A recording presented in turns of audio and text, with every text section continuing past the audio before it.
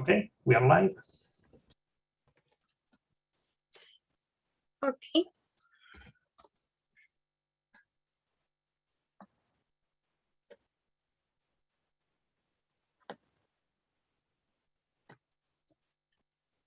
Hello, and welcome.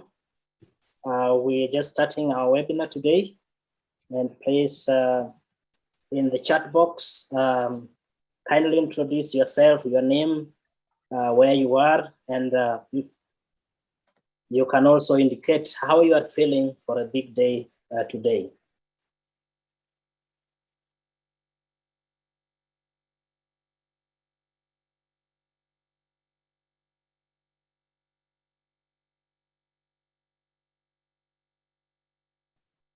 And thank you so much for joining us, as others are also joining.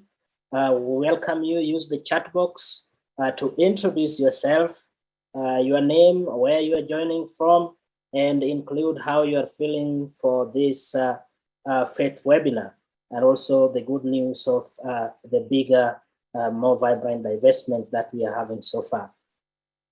Just to let you know that we have some ground rules that we would like you to keep.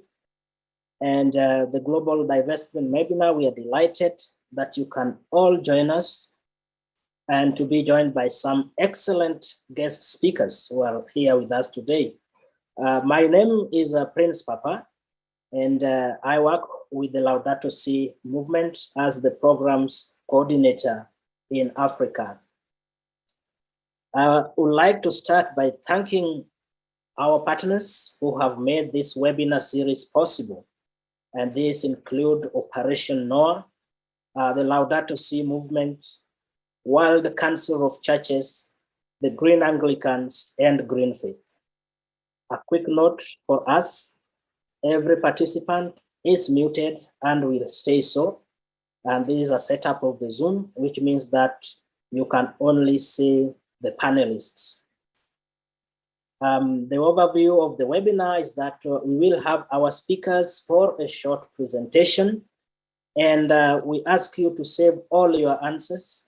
There is a Q&A at the end of this webinar. If you have any questions, please send this in the Q&A box. Make use of that in the Q&A box, and you can upvote questions by clicking the thumbs up icon. Please direct questions to specific speakers if you can, to allow us in the sorting processes. We will be sharing relevant links in the chat box throughout the event. And also to remind you that we are recording the session, and only speakers will be visible in the recording. So once again, if you are joining, please introduce yourself in the chat box, indicating your name, where you are, and a brief on how you are feeling about this divestment webinar. And let us begin. And we are very, very delighted to welcome our keynote speaker, Bishop William Nolan. Bishop William Nolan is the Bishop of Galloway and the lead bishop on the environment for the Catholic Bishops' Conference of Scotland. He was ordained a priest for the Diocese of Motherwell in 1977 and has been vice rector of the Scots College in Rome. He is also the chairman of the Council of Priests and Vicar General of Motherwell Diocese. Bishop Nolan was nominated as Bishop Galloway in November 2014 by Pope Francis. As Bishop Nolan prepares, remember this webinar has translations. Use the translations icon at the bottom of your screen to select your most preferred language. Welcome, Bishop Nolan. Thank you very much, Prince. I'm delighted to be invited to take part in this webinar this evening in the light of the announcement made by the Bishops of Scotland, the Diocese of Scotland, and the Bishops' Conference. We're going to divest from fossil fuels. And I just want to share with you the journey that led to that. Back in 2017, there was an election, a general election, and before every election, the Scottish bishops also always issue a pastoral letter encouraging people to vote in the election and also pointing out some of the key issues that they should consider before casting their vote. Now, when we issued our statement, someone pointed out there was no mention there of care of the environment. And that was an oversight not just of the bishops, but also of others as well, because before we issue these statements, we always ask our various agencies what they suggest we should be mentioning. And there was only one person actually who highlighted the fact that this was omitted. So I'm not sure it's a reflection on the bishops and authority they're giving to the environment, but also perhaps a reflection also on the Catholic community here in Scotland as well. There were obviously other hot issues at the election time, like Brexit and like Scottish independence, but environment should have been there. There's been a lot of consideration given to disinvestment over the last few years. First of all, the notion of disinvestment was kind of rejected as being a kind of fanciful notion that wouldn't achieve very much. After all, we've only got a limited amount of investments compared to the vast sums of money that these fossil fuel companies actually have. And it was thought, what good will it do just to disinvest? It won't achieve any kind of practical good. Obviously, it would be something that would have symbolic value, and above all, I suppose, also something that would have prophetic value as well, in pointing out that we cannot go on exploiting the earth the way that we do. But there were other arguments as well against disinvesting. Even some of the investment managers who were ethical investment managers were suggesting that, yeah, well, some oil companies are actually good oil companies and some of them are bad. You know, we were told by some people that BP and Shell, they're good because they're putting a lot of money into green energy now. And other companies like Exxon, well, they're kind of immovable dinosaurs, so don't bother with them, but stick with the ones that are kind of doing good. And there was a certain force in that argument, but then you realize that, well, they're putting a small percentage of their money into green energy. Most of it is still involved in exploiting the resources of the earth. Another argument that was against it was, of course, that every investment manager wants to make the most money from the investments. And traditionally, certainly in the UK, Shell and BP have always paid a very high dividend. And so everyone would have them in their share portfolio, particularly various pension funds, because they were always guaranteed to give a good income. And so if you disinvest from them, you're going to lose a good source of income. But that in itself is not enough to kind of justify continuing to invest. The others suggested we should be supporting these oil companies in the transition period. We are in a transition period. And while we recognize that the fossil fuels are destroying the earth, we're still using them. We still need them. We need them for our heating. We need them for our transport. And that's in this transition period, therefore, it was okay to continue investing in fossil fuels. And another argument that came up again was the economic one for the point of view of the Scottish economy, because here in Scotland, the oil and gas industry accounts for up to 20% of our economy, which is quite a significant amount. And people would say to us, well, you know, if you disinvest, then what about all the jobs, all the employment of the oil industry is giving to the country, and what are the alternatives? But of course, that's not really a justification for continuing to do something, you know, which is wrong. And we gradually came to realize that just supporting the status quo as it is was not good enough. We have to move. We have to move. And also, it wasn't right to make money from these investments in these companies. While we could argue, yeah, we still need oil and gas just now until we transition away, it's not right to actually make a profit from that. for the church to do so. And therefore, finally, we overcame all those arguments against the disinvestment and decided to make that decision. And thankfully, it was a decision. There are only 8 dioceses in Scotland, which makes life a little bit easier, but still, it is difficult to get everyone to agree, but we were able to do that. And so we were able to move collectively and decide collectively that all the dioceses in Scotland would disinvest. Now, obviously, the fact that COP26 is coming up and it's taking place in Glasgow in Scotland was an incentive to do something now and not to keep procrastinating and to keep putting things off, because it's always easy to do that. So I think that did help us to focus that really now's the time to do it, now's the time to make that decision. But along with the notion of disinvesting, disinvestment on its own is not enough. There has to be positive investment in companies which are environmentally friendly. That has to take place as well. Our investments cannot just be there purely just to make as much money as we possibly can within certain ethical boundaries. We have to be positively using that money for good.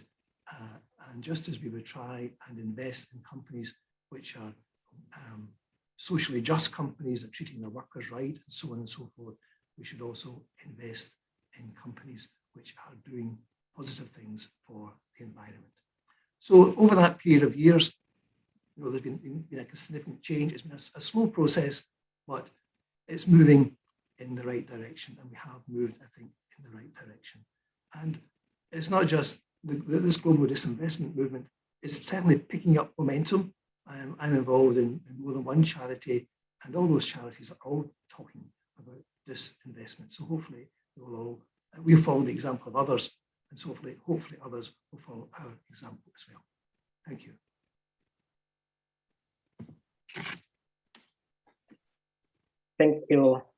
Thank you, Bishop Bill, for sharing the amazing work that you and others have been doing.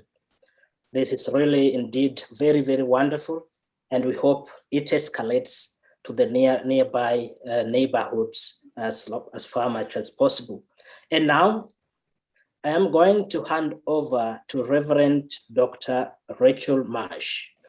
Rachel Marsh is Environmental Coordinator of the Anglican Church of Southern Africa, and a short video from Manuel Ernesto about the call to an end to oil and gas exploration in Africa. Please, if we can have this video first.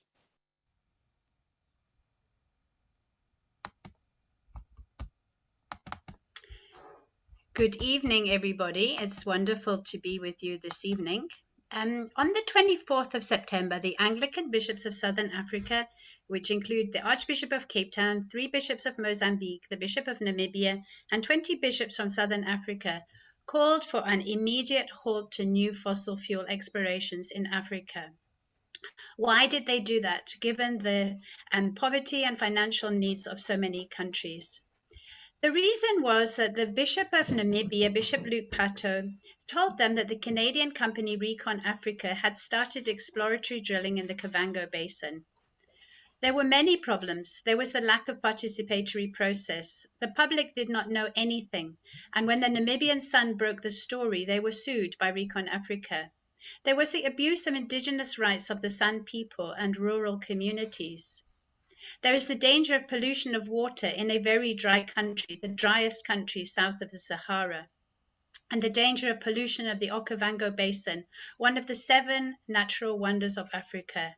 And of course, the climate impacts of a new oil exploration in Namibia, which is so vulnerable to climate change. The bishops took a letter to the consulate. They held a silent protest outside the steps of the cathedral. They called on other faith leaders to be involved, both in Southern Africa and in Canada, to say stop the drilling in the Kavango Basin. At the same time, in Swaziland, Bishop Elena, who sadly passed away from COVID, says this: climate change leads to more drought, which results in both emotional and physical stress on school children. Schools in Swaziland were closed due to lack of water for toilets. divestment from fossil fuels helps the poor and those most affected from climate change to know that we are not alone, for you stand in solidarity. Bishop Manuel Ernesto in northern Mozambique is currently facing a disaster. Almost 1 million displaced people in his area of Mozambique. Why is this happening? Major fossil fuel companies, Total and others, discovered a large gas field in northern Mozambique. What happened? First of all, they evicted local people from the land and they pushed them away from coastal areas where they had no access to fishing or to farms.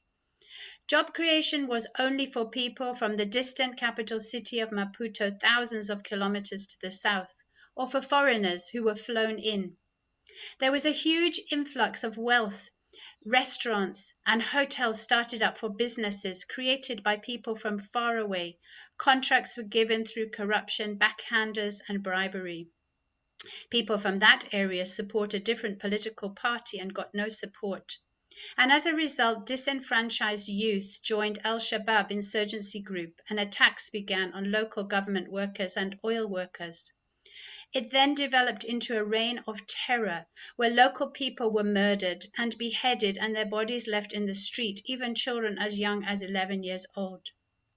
Similar challenges are being faced right across Africa. We know that in the Nigerian Delta, for years, Shell have been abusing the people in the environment. And as a result, many young people are going into piracy on the west coast of Nigeria. So why should we divest?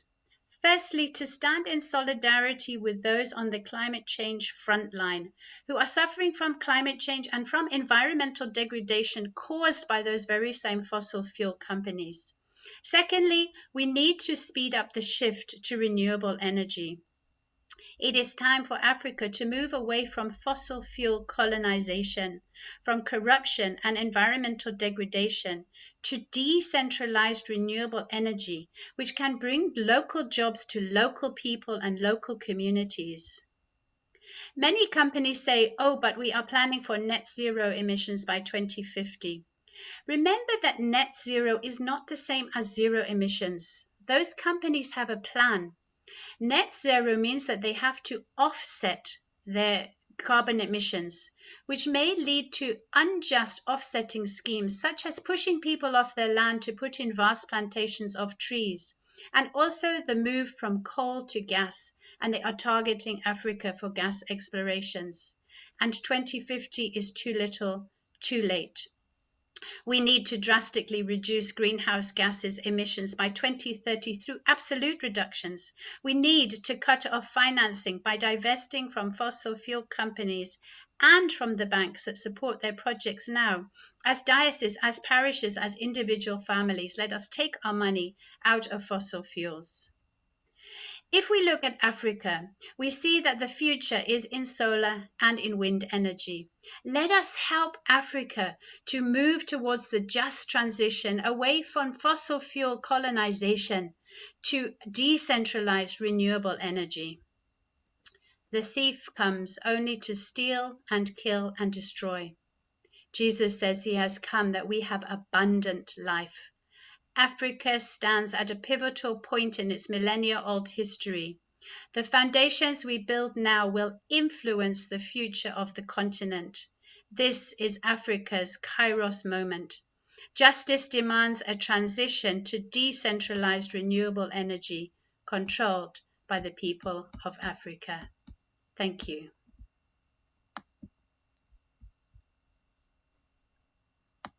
Thank you. Thank you, Reverend Rachel, for sharing the hugely important work and prophetic work that you and the Anglican bishops in the Southern Africa have been doing. And for those who don't know this area, the Anglican Church of Southern Africa includes South Africa, Swaziland, Eswatini, Lesotho, and Namibia. And Rachel March works with the Anglican Youth Movement, which is taking off in Africa. And indeed, this is a Kairos moment for Africa. I am now going to share, we are going to share a small video from Bishop Hugh Nelson. Bishop Hugh Nelson is the Bishop of St. Germain in the Church of England, Diocese of Truro. Bishop Hugh was ordained in the Church of England as a deacon in the year 2009 and as a priest in the year 2010. He was consecrated as the Bishop of St. Germain in July the year 2020. Welcome and watch this video. Hi everyone, I'm really sorry that I'm not able to be with you at this conference today, and I hope that everything that you're hearing and discussing is fruitful and helpful, and apologies for my rather blocked nose and strange voice.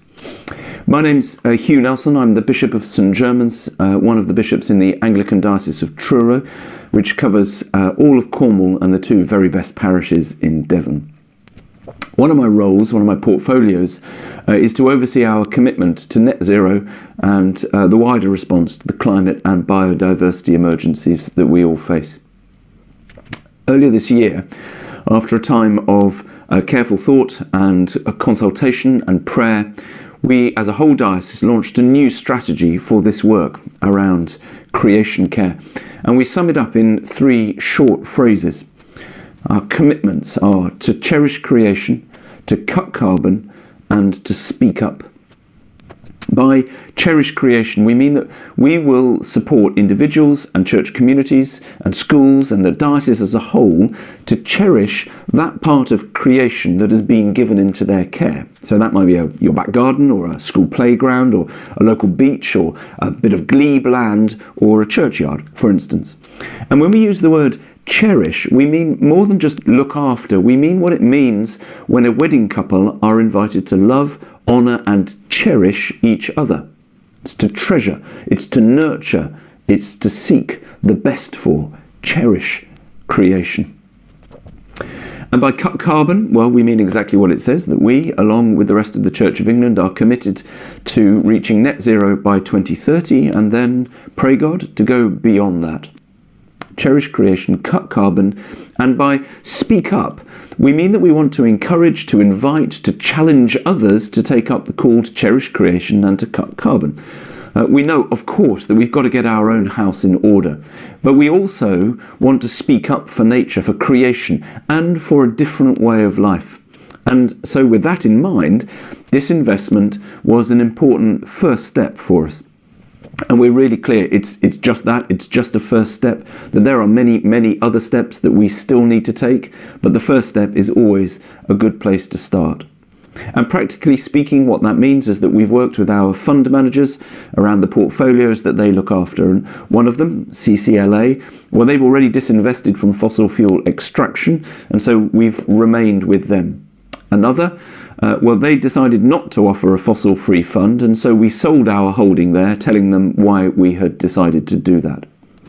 The money that's been freed up from that fund, well, that's now been invested with two other funds, which were chosen, carefully chosen according to environmental and social and governance criteria.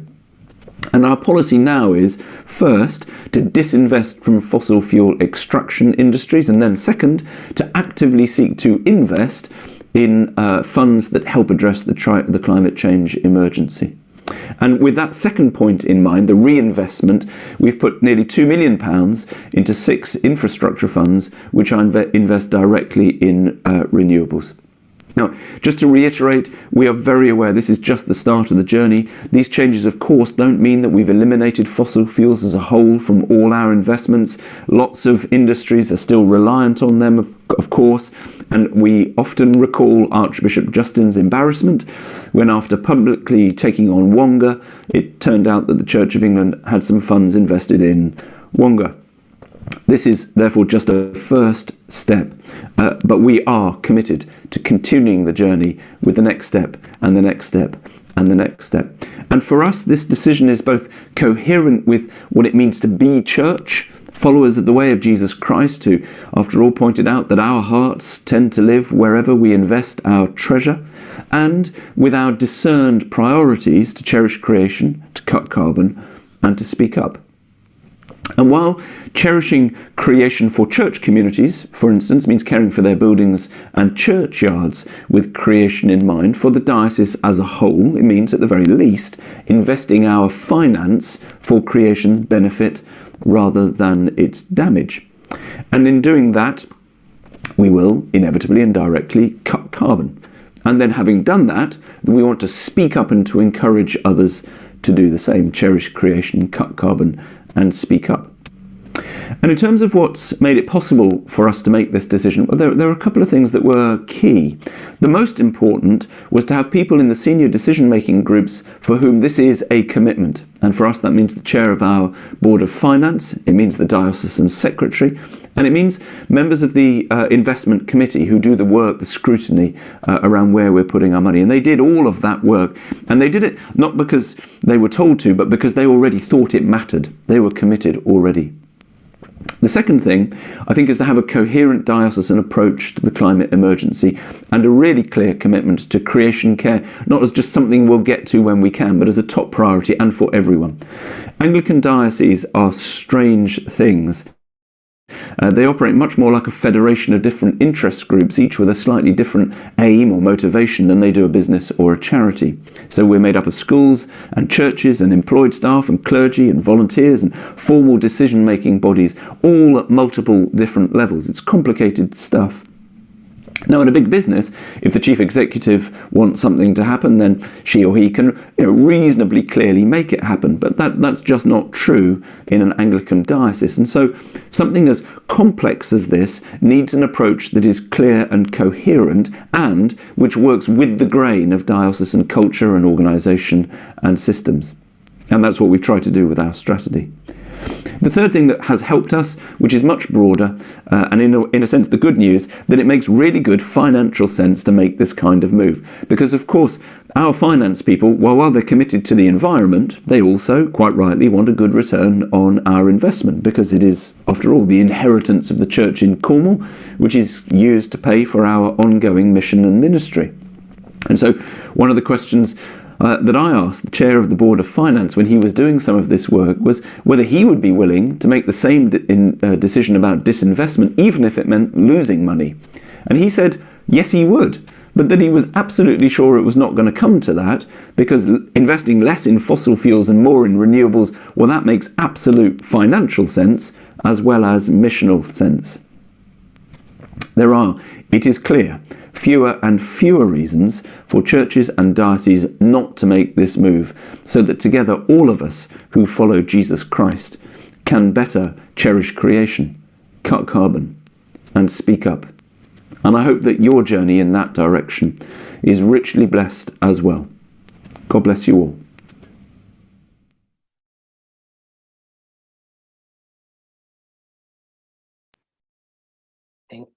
Thank you so much. Indeed, cherish creation, speak up for nature, cut carbon. And thank you for this quote that our hearts tend to live wherever we invest our treasures. And with this regard, I would like to introduce Sunita Viswanath. And Sunita is the co-founder of Hindu for Human Rights and Green Faith Fellow.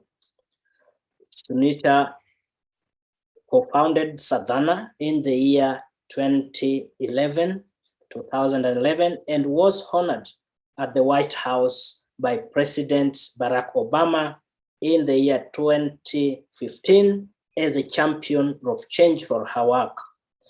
In June 2019, she co-founded Hindus for Human Rights, a US-wide human rights advocacy group that is committed to the ideals of multi-religious pluralism in the United States and India.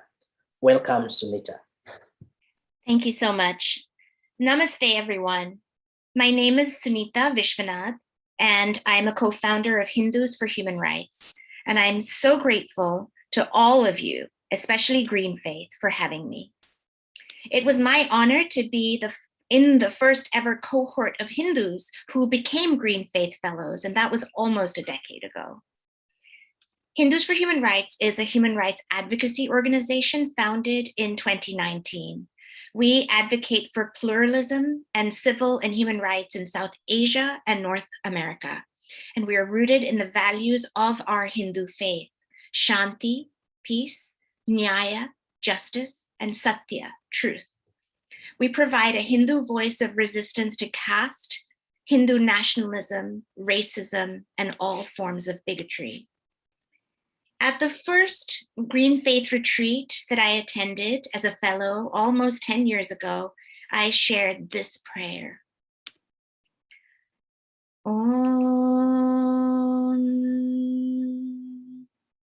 Samudravasane Devi Parvata Stanamandite Vishnupatni Namastubhyam Padasparsha Shramasvame. O Holy Mother, the oceans are your robes and the mountains your breasts. O Holy Consort of Lord Vishnu, please forgive us for placing our feet on you. The self-awareness of the devotee who asks for forgiveness just for stepping on earth is so moving and humbling to me. And I marvel at Jains who wear a face covering just so that they do not breathe in bugs, and they don't eat roots because digging them up causes turmoil in the earth. Where are such spiritual beings today? We must all be such spiritual beings. Taking on the fossil fuel industry, our interconnected fate depends on it. The fossil fuel industry is the largest contributor to climate change. This industry has repeatedly violated the human rights of countless local and indigenous communities. It has funded climate change denial. This is unjust and unfair, and it is a grievous use of power. That is why we are glad to join in this global multi-faith call for divestment from fossil fuels and investment in universal access to clean energy, and to urge Hindu organizations to become more involved. My organization, Hindus for Human Rights, calls for justice wherever it is denied, whether it is Muslims, Christians, Sikhs, and Dalits in India, Hindus in Bangladesh, Pakistan, and Afghanistan, and whether it is racial and economic justice in the United States, and whether it is climate justice, earth justice for us all. Proponents of adharma and anyaya, moral wrongs and injustice, refuse to see the connections between us all and all of nature. They do not understand that when some of us suffer, we all suffer. That when rights are denied to religious, ethnic, and cultural minorities, to women, to LGBTQ persons, when an economy based on brutal extraction and climate destruction is built and supported, our collective world is destroyed. These ideologies of violence are connected, just as we are all connected. To separate human rights advocacy from climate advocacy is a fraud, a political expediency, a mendacity. As an Indian American, I am deeply concerned that Hindu nationalist forces are taking India in a direction which gravely risks the safety and well-being, the enfranchisement, the very lives of religious minorities, particularly Muslims. And as a Hindu American, I am heartbroken that this is happening in the name of my faith, an aberration of my faith. These same regressive religious forces are weakening climate and environmental protections in India and at the behest of the wealthy and multinational corporations. At the same time, our advocacy director, Nikhil Mandalaparty, was in Minnesota as part of Green Faith's multi-faith delegation to the Line 3 protest this summer. Indigenous people in India were marching against police brutality and mining companies that were threatening their own ancestral lands. Our struggles are interconnected. We see it as our dharma, our moral and spiritual obligation to speak for our planet and her people, particularly the poorest and most marginalized. Indian banks and financial institutions, including the State Bank of India, ICICI, Axis Bank, the Trust Group, and HDFC, are among the largest global financial institutions funding fossil fuel projects. This must stop. The Indian government, an avowedly Hindu nationalist government, is continuing to support investment in coal development. The government and these banks must commit to ending their financing for coal projects by 2030. 13 years ago, I was in Bhopal, India with my family, where in 1984, the world's deadliest industrial disaster took place. I met brave Bhopali children activists who went to the Indian government with colored paper hearts with the message, "Since you don't have a heart, here's ours. Please give us clean air and water in Bhopal." Climate change harms all people, and the people most harmed are people who have been already marginalized. Climate justice is a human right and will only be possible through grassroots movements of people of diverse faiths demanding it. The fossil fuel industry and the institutions that fund and support it have shown that they will not do the right thing on their own. Let us say to them, "Since you don't have a heart, here's ours." We at Hindus for Human Rights support divestment from fossil fuels as a moral witness that demands justice for humans. We call for universal energy access for the 800 million people globally who live without electricity. At least 300 million of these people live in India. And it is vital that values-driven investors get out of fossil fuels and invest in climate solutions that will help provide these people access to energy that is clean, affordable, reliable, and safe. In the Bhagavad Gita, Lord Krishna says, "If anyone offers me with love and devotion a leaf, a flower, fruit, or water, I will accept it."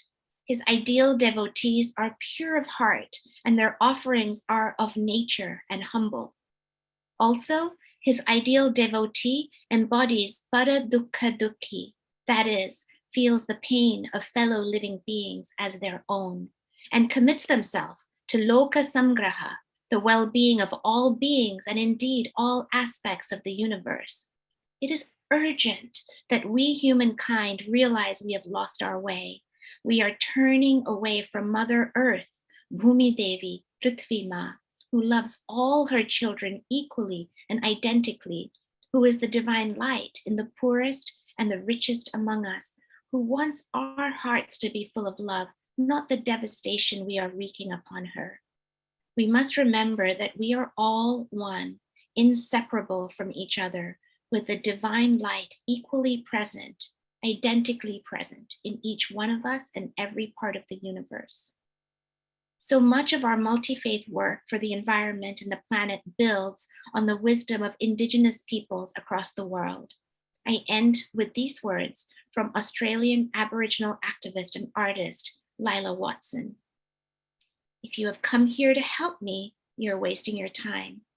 But if you have come because your liberation is bound up with mine, then let's work together."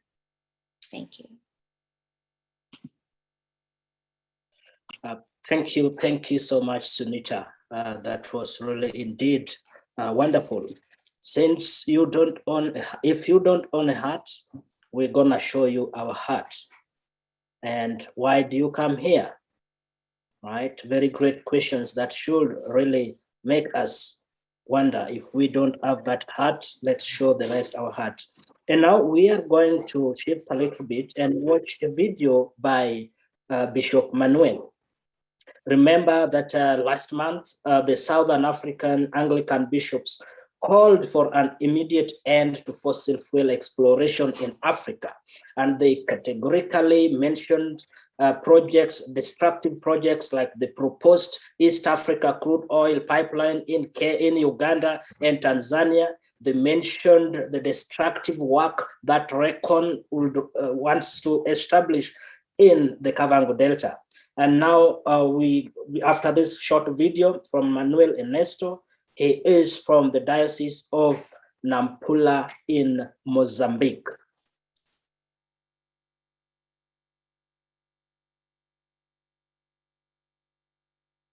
I am Bishop Manuel Ernesto, the Bishop of the Anglican Diocese of Nampula and Cabo Delgado in northern Mozambique.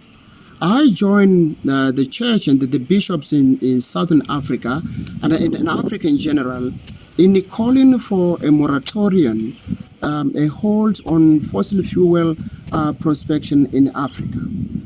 Fossil fuel prospection comes with a high environmental and social costs. We know that the prospections are happening in a very sensitive areas with rich ecosystems.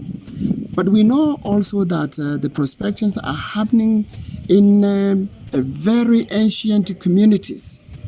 So here in our diocese, for example, in the Diocese of Nampula, we have over 1 million people are displaced in Cabo Delgado. And we know that all began with the development narrative and the extraction industries coming to the area. So it is our prayer and our appeal that the world and Africa will come together in making a direct transition to clean energy. Africa has enormous potential in solar energy. So it is a time and opportunity that Africa and the world act responsibly in protecting the environment and protecting the local communities. So I thank you.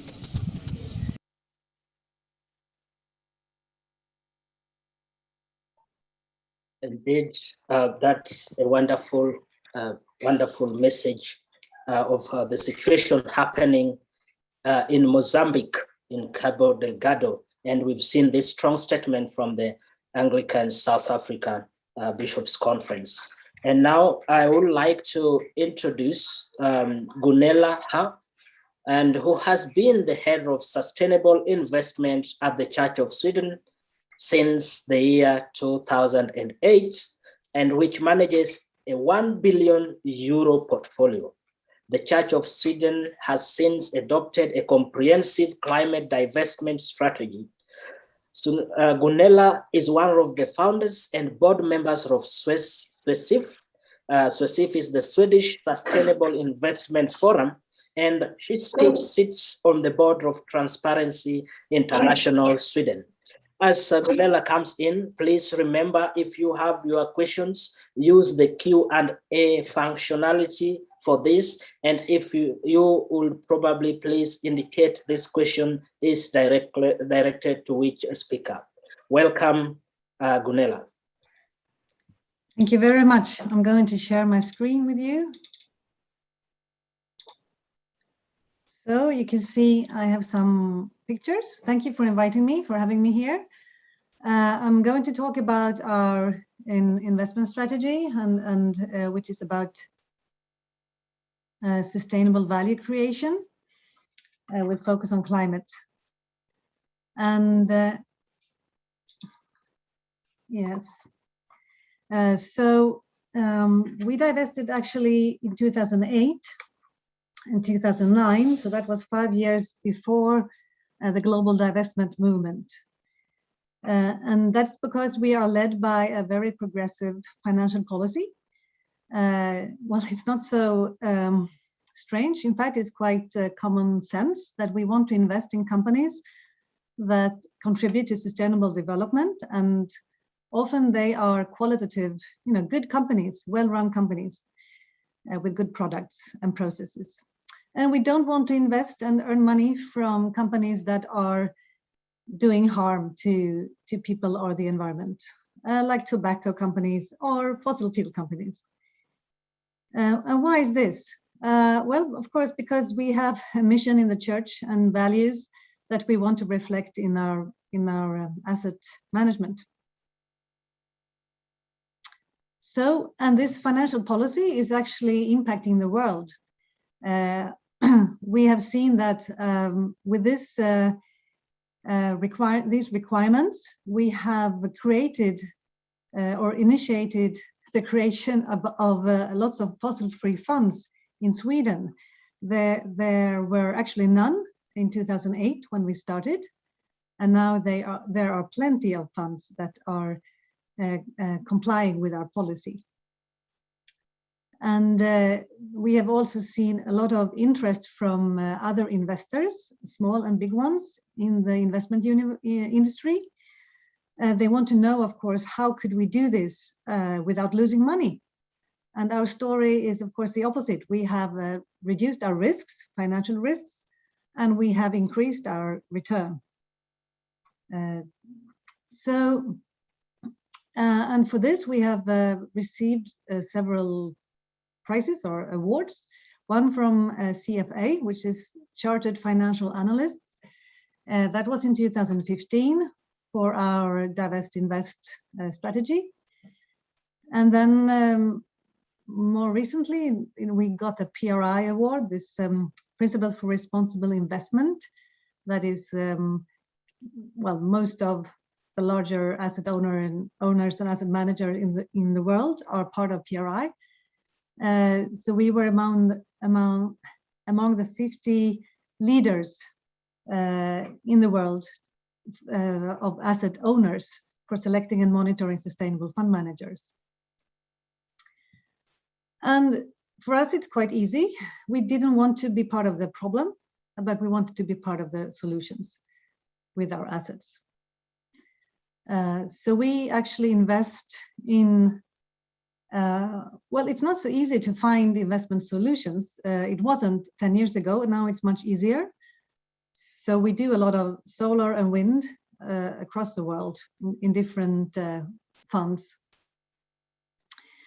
And because we really see the financial risk with climate change, a long time ago, Lord Nicholas Stern had a report saying that the climate change would probably cost between 5 and 20% of the global GDP. But as everybody understands, it's really not easy to assess. The global economy will probably collapse if we have extreme weather, well, climate change. If we will reach 2.5 or 3 degrees global warming, we don't want to think about the consequences really for financial returns even. So, well, why 2008? Well, we had an interfaith climate summit in Uppsala, Sweden, with the Swedish Archbishop Anders Weirud. Together, he wanted to gather a lot of religious leaders, spiritual leaders, to really incur hope in times of despair. This was ahead of the Copenhagen climate negotiations that were really, they were a failure. So we have more faith, I hope, for these Glasgow negotiations. Anyway, then in 2008, we also invested in Al Gore's fund. He has a fund firm called Generation, which is still, it has performed very well for the last 10 years, or from start actually, from, well, 12, 13 years. So we divested both because we are values driven and also for financial reasons. Because when you don't have fossil fuels in your portfolio, you will also have lower risk, lower volatility, which is one measurement of risk. And also the risk of stranded assets would be reduced. That assets that won't be holding the same value over the long time. So just to be sure that we were that we really dared to do this in 2008 and 2009, we wanted to backtrack just a simulation how returns had been with fossil fuels and without fossil fuels if you had an index. So this is a large global index called MSCI World. And just to see, it's from 2003 to 2013. And you can see that, well, one line is with and the other line is without fossil fuels, and they are more or less the same. So it wasn't really a big risk to do this in that time.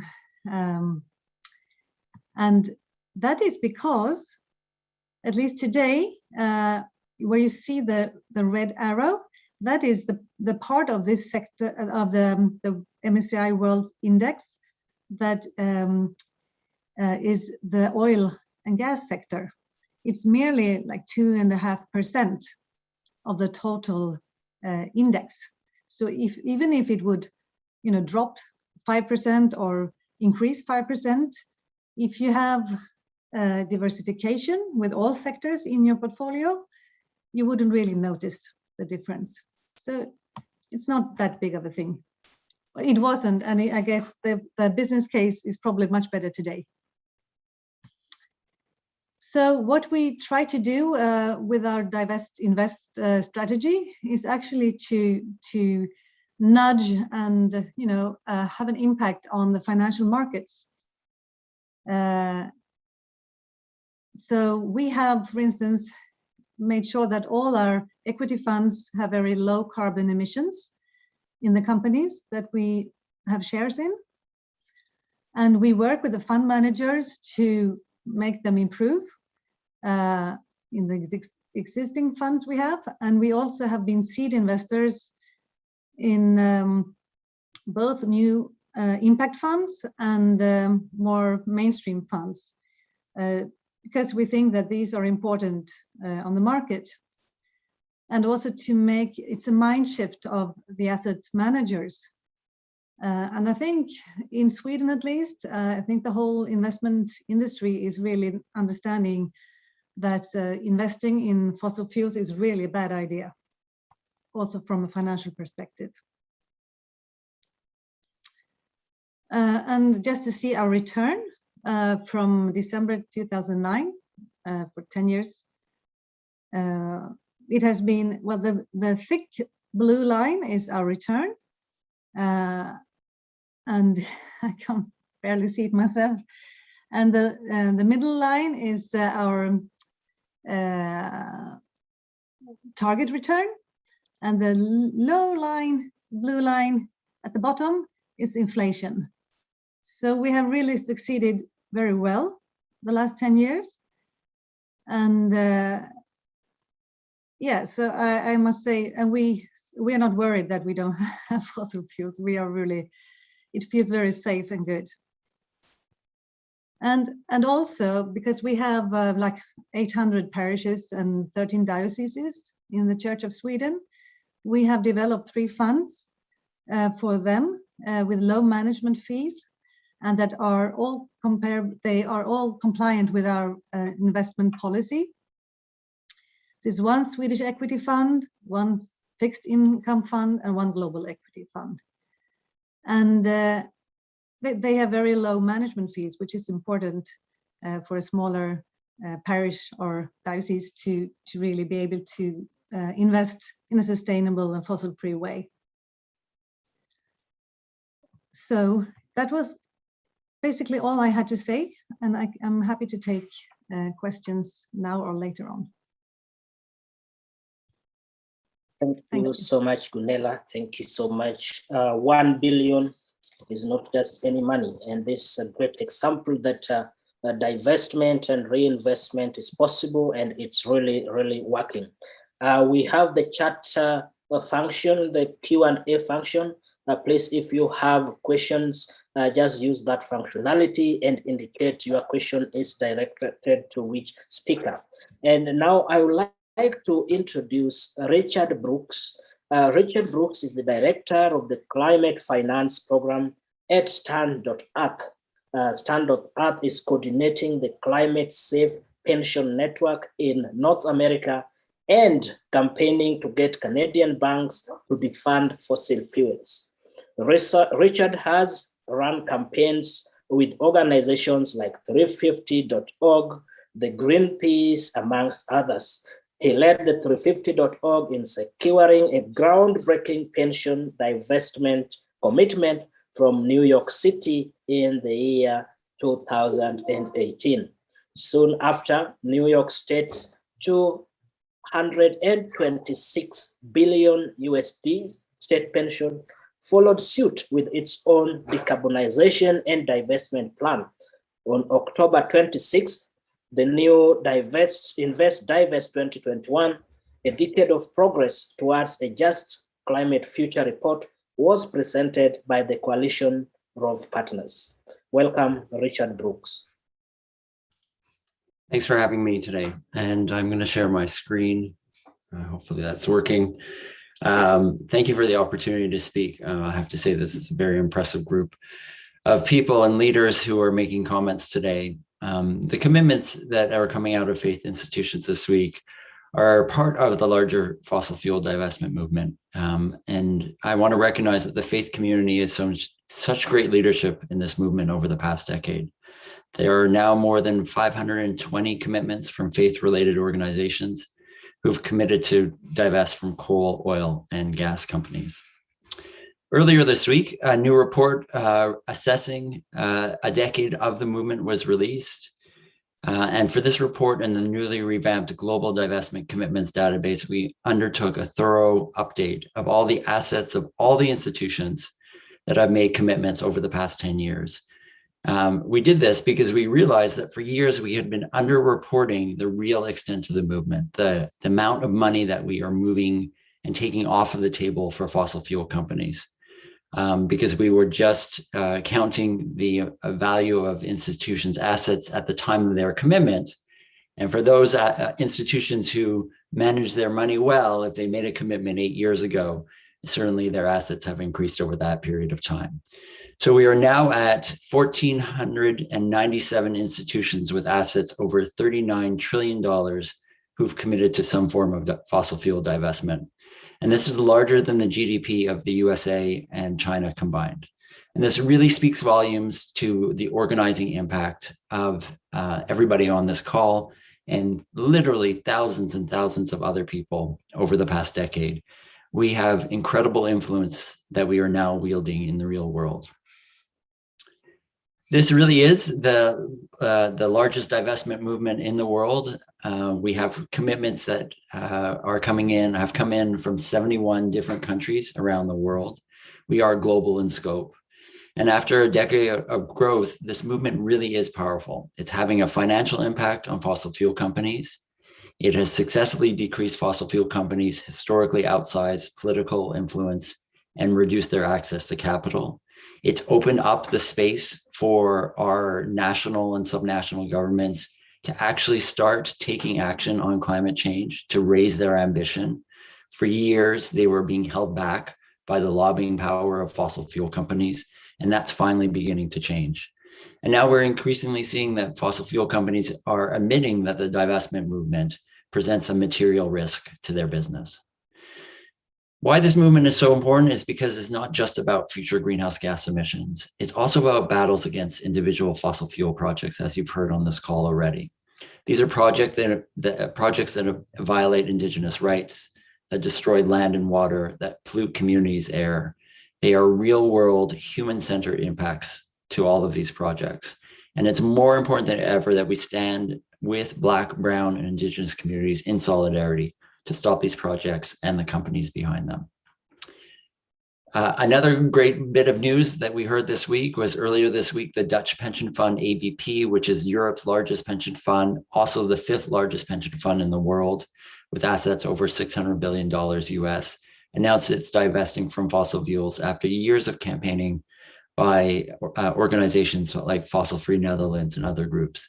And this is big, not only because of the size of the institution, because of the size of this pension fund, but because they were very explicitly said that their engagement with fossil fuel companies was leading to no change at all. And so they were getting out, and they're getting out quickly. They will be out of fossil fuel companies within the next year and a half. This shows our momentum and that our power continues to grow. We all know that the fossil fuel divestment movement has evolved over time, and it's spawned and birthed not only a generation of really seasoned campaigners who are inspiring, but also expanded how it looks and feels, the strategies that it employs, the targets of these campaigns, going beyond just fossil fuel companies, but now looking at banks and insurance companies who hold massive amounts of assets under their control, and also the evolution of our demands. One of the things I want to step back for a moment is just kind of look back at the last 10 years where we started. This movement started on university and college campuses in 2011. It was energized by Bill McKibben and the 350.org organization. They energized this movement, got it going, helped make it global in scope. And I think we really do owe them a debt of gratitude and recognition for shepherding this movement along and having so many other people join in. By 2014, we had $50 billion held by 181 institutions that had committed to divest. And now we're at $39 trillion. So quite a big change in the last 7 years or so since that last calculation. That's a growth of about 75,000% in total assets since 2014. And since the beginning of 2020, we've seen one of the biggest increases in the numbers of institutions divesting. More than 330 institutions have joined our ranks, and others are upping their commitments to include even more fossil fuel companies and doing divestment faster. This is also mainstream. It's so critical that we continue to pursue more institutions, that we expand the scope of the fossil fuel commitments, especially at this time when the fossil fuel industry is on the ropes. They've underperformed the rest of the market for nearly a decade.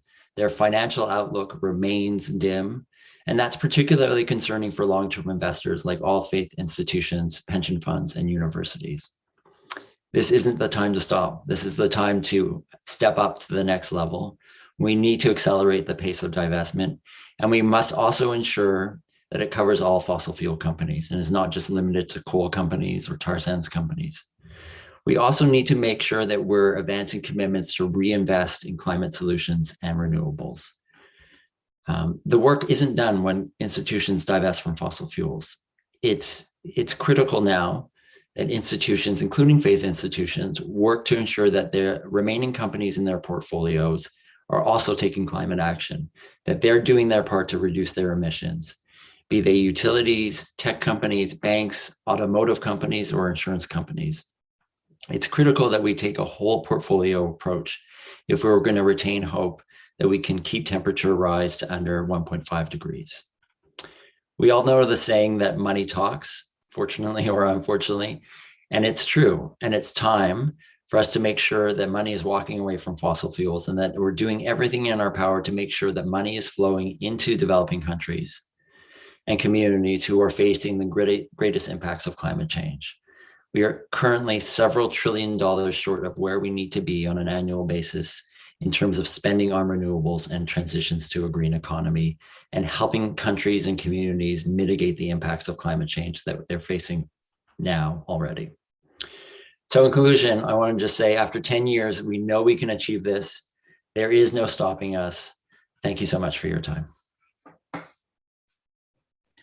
Thank you so much, Richard. And of course, for emphasizing and reminding us that we are very incredible, everyone else in this webinar today, and that we have that power to change this. The money is talking and walking, and we need to direct this money now where the money needs to talk in the renewable industry. And now I would like to take a quick shift into bringing in James Buchanan. James Buchanan is a Brought Now campaigner at Operation Noah. And I would like to bring James and ask about, may you please tell our audience about the UK institutions that are joining the global divestment announcement. Welcome, James. Thank you, Prince. And thanks so much to all our speakers today for these inspiring talks. So as Prince said, I'm James Buchanan. I work for the Christian climate change charity Operation Noah in the UK, which works with the church to inspire action on the climate crisis. And I'm just going to quickly share my screen. Hopefully you can see this. So as you'll have heard earlier this week, 72 faith institutions, including 37 in the UK, announced commitments to divest from fossil fuels in a new record-based divestment announcement. And we're really grateful for this collaboration with Laudato Si movement, with World Council of Churches, Green Anglicans and Green Faith. This faith divestment commitment announcement was particularly significant given the involvement of the Catholic Bishops' Conference of Scotland and the Catholic Diocese, and just really wanted to say thank you to Bishop Bill and to all the bishops of Scotland for your leadership on this issue.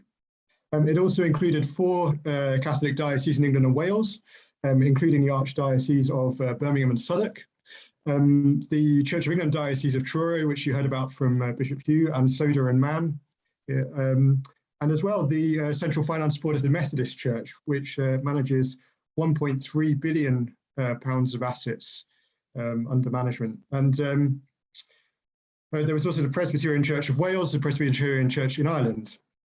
And we were especially happy as well because this announcement included 3 Buddhist organizations, among them the Buddhist religious movements, Soka Gakkai International in the UK. Of course, it's hugely important that as well as divesting from fossil fuel companies, faith institutions invest in climate solutions. And we're delighted that, as Bishop Hugh said, the Diocese of Truro invested £2 million in infrastructure funds investing in renewable energy. And this is something that Operation Noah, we will increasingly be focusing on alongside fossil fuel divestment. Just to give a quick overview of where we are in the UK on divestment from fossil fuels. And as you can see in this graphic, the vast majority actually of churches now in the UK have divested from fossil fuel companies, which is brilliant news. And as you can see, many of them have done so this year. Obviously, with COP coming to the UK, it's been a really important time for action. And so most UK churches have divested now from all fossil fuel companies, with the exception of the Church of England, the Scottish Episcopal Church, and then in the Catholic Church, there's now 8 out of 22 Catholic dioceses in England and Wales that have divested, so we're nearly halfway there, a few more to go. And in the Church of England, 4 out of 42 dioceses, but all of those 4 dioceses have divested this year, so we're making good progress there, and more Church of England dioceses are looking at this. Just to mention a couple of things very briefly, it's very much, these calls for divestment are coming from the youth within the churches as well. Just in the last few weeks, 176 Catholic young adults wrote to the bishops in England and Wales and called for dioceses, all Catholic dioceses, to divest from fossil fuel companies. And if you are in the Church of England, you might be interested to know, where things are in your own diocese. So there's now 4 dioceses, as I said, which have made divestment commitments: Bristol, Oxford, Soda and Man, and Truro. There's actually 18 dioceses which no longer have fossil fuel investments, but that haven't made a commitment not to invest in fossil fuel companies in the future. And so we're really keen to encourage those dioceses to make a formal divestment commitment and join the movement. And as you can see, there are 20 Church of England dioceses that are still investing in fossil fuel companies. So thanks so much to you all for your support. If you're interested in finding out more, you can go onto the Right Now website, rightnow.org.uk. And looking forward to the questions afterwards. Thank you. Thank you, Buchanan. That's indeed a great work. And I want to also bring in Svetlana Romanko. Svetlana, you have been working with the Catholic institutions from around the world that joined the global divestment announcement. Maybe you share with us more about these institutions. Yes, thank you so much, Prince, and all. Happy to share with you the global picture of the divestment commitments that we've got for these historic commitment of 72 institutions of different faith denominations, which we are so happy with our partners we're happy to announce on October 26th, and that we are continuing announcing today. So I would name all of them just to let us know where geographically are all these these institutions located and what are they doing. So we have a few from Australia, Sisters of Charity and Justice and Peace Office, Archdiocese of Sydney of Australia, who declared fossil-free. Then we have, I would highlight that because two dioceses, Catholic Diocese of Meath and Kilmore, who declared full divestment from Ireland, and Archdiocese of Cashel and Emily, who also declared fossil-free. And I would like to quote Martin Hayes, Bishop of Kilmore, Laudato Si coordinator, Irish Episcopal Conference. He said that in taking this action as dioceses, parishes, religious congregations, and religious communities in Ireland and everywhere, we can raise awareness and discussion about the urgency of addressing the global impact of climate change and encourage each other to take the further necessary actions to care for our common home. Continuing the list, we also very happy to welcome in the list of divestment institutions, Associazione Comunità Papa Giovanni 23 from Italy, Charles Mukururo Joint Learning Initiative on Faith in Local Communities from Kenya, Caritas Nepal, Instituto de Desarrollo Educación de Proyectos Andinos Sostenible Peru, IDEPAS Peru from Peru, 19 local churches from Ukraine, many, as James already said, institutions from the UK, and the following from the United States. We had this year Franciscan Friars Holy Name Province, largest group of Franciscan friars in the United States, headquartered in the New York City, joining our divestment commitment. And we also had and welcome for joining Benedictine Sisters of Erie, Inc. and Emmaus Ministries, who are located in Pennsylvania, the US, and Midwest Province of the Society of Jesus Jesuits and University of St. Thomas with 800 millions of assets, which will be divested from the fossil fuels. And actually, the University of St. Thomas has declared his carbon neutrality achieved not later than by 2035, which is really inspiring commitment. So we also would like to say that there are in general 15 Catholic dioceses in England, Scotland, and Ireland, who already, as we've already said. And I would also highlight that we see a rising trend when Catholic educational institutions and interfaith institutions are making a moral and ethical choice under the pressure of students, as for example with Vassar College in the United States, or by their goodwill and commitment as University of St. Thomas. And actually, one after important Harvard divestment commitment, which we witnessed this year as well, with a huge number of assets that will be divested. And after Harvard, we received around 10 divestment commitments from educational institutions, Loyola College in Chicago, the US, and many others. And we expect this trend to be growing and taking off, because moral and ethical choice have to be made to stop divestment, to stop investment into harmful fossil fuel industry, according to Laudato Si encyclical and Vatican guidance on divestment, which is called Journeying Towards Care for Our Common Home, released not later than in June next year.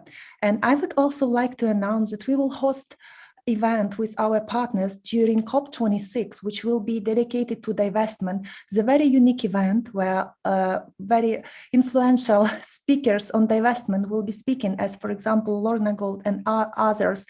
Please follow us in our website and social media, Laudato Si Movement.org, and please join us, those who will be attending the COP26, and those who will be not, please just email us if you would like to make your divestment commitment whenever in the world you are, whenever in what country you are.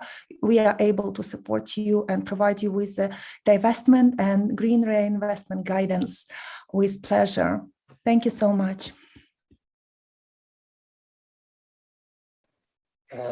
Thank you so much, Svetlana, for the great work you are doing with the Laudato Si movement. And now we turn to the Q&A segment. And our first question now will go to Bishop Nolan. Bishop Nolan, this question is two in one, and we'll just try to answer them briefly. What are dioceses like yours in Scotland and elsewhere in Europe doing to ensure that sister denominations in Africa get support to leapfrog to the level you are at? Well, among our activities in the past year or two has been to lobby governments and to try and persuade governments that an essential outcome of COP has to be climate justice. We do recognize that particularly the low-income countries in the world, ones who have not created this climate chaos, the ones who have not been polluting the earth, who are suffering from the pollution of the rich world. And so that is an essential thing. And we have been, I was part of a group of bishops who wrote to Boris Johnson, the UK Prime Minister, about that. Didn't get any response, of course, but never mind. So that has been high on our agenda and high in our lobbying to see that there's that climate justice for the poorer countries. Was there another aspect to that question as well, Prince? I'm not sure. Yes, thank you. Just a follow-up on that question. That in practical terms, what does this mean? How long will it take? And the person who asked this question is aware that discussions has been ongoing, and certainly their diocese in Scotland has been in the process of divesting since 2017. Well, how long it takes to divest? I mean, obviously the commitment is to do so within 5 years. We have made some progress on that already in my diocese, and I would hope that we'd have that completed by the end of next year. But it depends on each individual diocese and their portfolio and how complicated it is. And of course, recognizing sometimes you're invested in a fund and you don't really not too sure where that fund's investments are actually going. So it takes a little bit of discernment as well to make sure that you're getting out of all the kind of fossil fuels. Just as importantly, though, I think is also the positive investment in environmentally friendly companies as well, and that takes a bit of discernment also to discern that. I mean, the funds that we have, they're charitable funds, so there's an ethical commitment to invest them well, not to misuse people's charitable givings as well. So there's that aspect also. So you can't just kind of rush out and disperse them. You have to look positively for the good companies that you're going to invest in, and that takes discernment. Wonderful. Thank you so much, Bishop Nolan. And now I would like to bring in Reverend Dr. Rachel Marsh. Reverend, the evidence from South Africa is horrendous, and both bishops have made strong arguments from positive investment. However, by disinvesting from fossil fuel companies, may you not be running the danger of not being able to positively influence companies? Thank you, Prince. That's a very good question. I think the issue with fossil fuel companies is we're talking about shareholder activism now, and you can actually divest almost all your money from a company and then just keep a few shares, and those shares allow you the ability to go to the AGM. And there's quite a few people that have very successfully done shareholder activism. Over the last few months, we've heard of people who've been able to change the makeup of the board of directors of fossil fuel companies and so on. So, you know, when we say divest, it's take the bulk of your money away and do something good with it. But sometimes it's quite a good strategy just to keep a few shares with the company, and then you can still go to the AGM and you can still have influence on that way. I don't know if that answers the question. Thank you.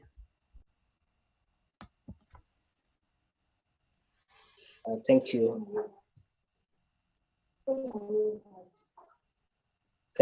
Thank you, Rachel, for that. I think that captures it nicely. And another question goes to Gunela. How can we invest in a just transition that includes rich countries reducing their carbon emissions faster so that poorer countries can go slower so that they develop their economies and reduce poverty? Yeah, that's a tough question. I'm trying to answer some questions in the chat as well. But I really think that we have huge, in the richer world, we have a huge responsibility to invest and to create investment vehicles where we can, we need so many investments in renewable energy throughout the world.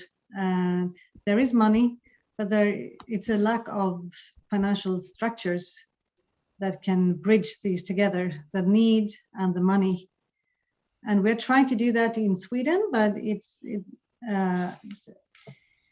there are so many internal obstacles within the large asset owners, as we need some, I don't know, we really need to use maybe global development banks, development institutions, development financial institutions to do this. We need some new investment vehicles that we can just pour in all our billions of dollars to do the right thing and to get some decent return. Now, we hardly get any return here at all for governmental bonds, for instance, because we have zero interest rate, more or less. So I think there is huge potential to create global bonds that are dealing with these issues. Thanks. Thank you, Gunela. And just this in relation to this, is the Church of Sweden concerned about the environmental impact of renewable energy? For example, the extractive mining of lithium for batteries and the huge amount of steel used for wind turbines. Yes, I tried to answer that one. There is always a negative impact on the environment when we use natural resources, of course. So we have always to be very mindful and careful when we do it, and not create a lot of externalities, external costs to people and nature. So, and I said that, for instance, they are trying to make windmills now from wood. Wood is something we have a lot of in Sweden, at least. And also we do steel with fossil-free. We do fossil-free steel now, just in the beginning. So technology is changing and allowing for much better ways to produce these things. Batteries we are building a big battery factory in the north of Sweden. So I think there is plenty of hope. We should not neglect the negative effects, and we should really try to minimize it and avoid mining in sensitive areas and so on. It's not okay to sacrifice. We cannot solve this problem by creating new problems. So we have to be a little smarter than before. And it's possible. Thank you, Gunela, for that. And I have this this question going to Richard Brooks about the speed of divestment. That if it occurs at a fast speed, it might plunge some of the poorer or developing nations into a crisis. Is this a valid consideration when calling for divestment? And how do we manage this risk? That's a great question. Well, I think what we're seeing right now is that there's underinvestment in developing countries and in countries, and particularly in communities who are facing the greatest impacts from climate change. So, I don't think that's necessarily related to the pace of divestment. I think that's a realization that the current financial system that we employ globally is skewed towards investments in the global north and away from the global south. And that needs to change. That will change through regulation. That will also change from institutions who adopt progressive values and progressive forms of investing, making conscious decisions to invest in those communities, in financial vehicles that support transition plans that allow countries to skip oil and gas and coal usage as they electrify and move right to renewables. It's clear that we need to continue to de-empower fossil fuel companies who continue to retain huge amounts of power. I mean, many of them are showing up at COP26 next week, and will be continuing to spend, hundreds of millions of dollars lobbying against any type of climate action globally. And that's really what, part of the goal is of our movement, is to remove the power of these fossil fuel companies, to open up space for governments to take the types of actions that we need them to take. The only reason we've begun to see countries step up globally, I think, is in part because the lobbying power of fossil fuel companies has been decreased over time, and certainly people are stepping back from them. Thanks for your question. Thank you, Richard. Just in connection to this, why does it take so long to divest? Well, I mean, it's also a good question. It depends, really. I mean, some institutions are able to move quite quickly to divest. The example I gave earlier of ABP, a massive pension fund, $600 billion. They are going to be out of fossil fuel companies within a year and a half. If they are able to do it, then I would say other institutions are able to move at that pace as well, particularly those that have less complicated portfolios. Sometimes, it can take a little bit longer, but certainly there's the ability to move faster if the will is there. There are certain types of investments where it's more challenging to get out of them. So if an institution is invested in private equity funds that they are locked into for a period of time, usually that period of time is 5 to 10 years, then breaking that commitment to stay invested comes at some cost. And some institutions may choose to just allow those to run out and then not renew them in the future. That's part of the reason why we are seeing sometimes commitments that are timed to 5 or 10-year periods of time. But certainly we need the pace of divestment to accelerate, and we need the pace of reinvestment in climate solutions to quicken as well. Thank you, Richard. I just would like to bring Sunita as we kind of wind up this Q&A. Sunita, maybe you let us know what are some of the near future or long-term steps that are being taken for the divestment,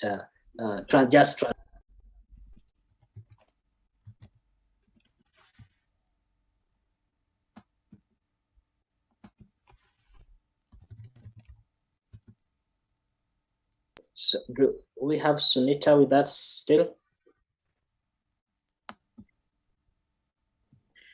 Sunita had to drop off the call. Oh, okay. I'll bring in Svetlana for the just transition. If you can just pick up this question, what are the near-term or long-term strategies in implementation of what we say a just transition? Yeah, thank you so much. Very good question and very poignant, I would say, because just transition is a state of transition we would like to facilitate and achieve, but only a few, maybe cities and governments already know what does it mean exactly for their communities, because while they are implementing this just transition. Just transition basically, it's a socially just way to transform the local economy and consumption and the use of fossil fuels, ending and phasing out from that fossil fuel exploration and production and use with continuing benefits and jobs for local communities. They cannot lose after the regions, for example, coal regions or oil or gas, because that's all equal and all evil, all those fossil fuels.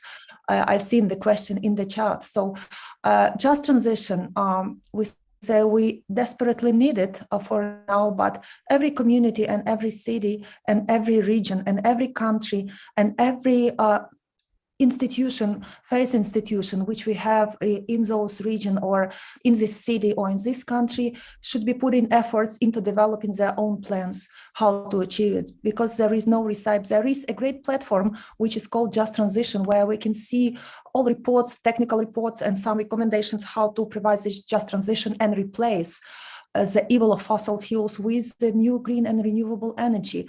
But the plans should be different and should be developed on the different levels and layers of local engagement, including all important stakeholders, including governments. And I have seen this question about fossil fuel subsidies, how to stop them, and how should we make a pressure, or should we? Yes, we definitely should. We should make a joint pressure on fossil fuel subsidizing, because these are money, taxpayers' money, public money, which are still sitting and feeding the fossil fuel industry for years. And as far as I know, one of the major demands of divestment movement are and all overall climate movement before COP26 and J20 will be stop subsidizing fossil fuels onto billions and billions of dollars every year. And because that's one hand which you subsidize, and that's another hand which takes our just transition away from our map of priorities as a humanity. So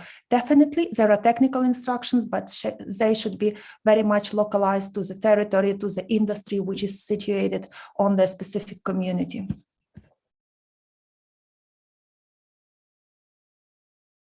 Thank you so much, Svetlana.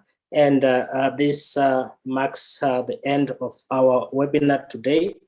Thank you so much to the organizers of this webinar, Operation Noah, Laudato Si Movement, Green Faith, Green Anglicans, and World Council of Churches. Remember that there will be another global divestment announcement in the new year, in 2022. So please contact us if you are interested in encouraging your church, your diocese or faith institution to divest from fossil fuels. You can also see in the chat box some of the links that have been shared there and faith groups coming from your organization.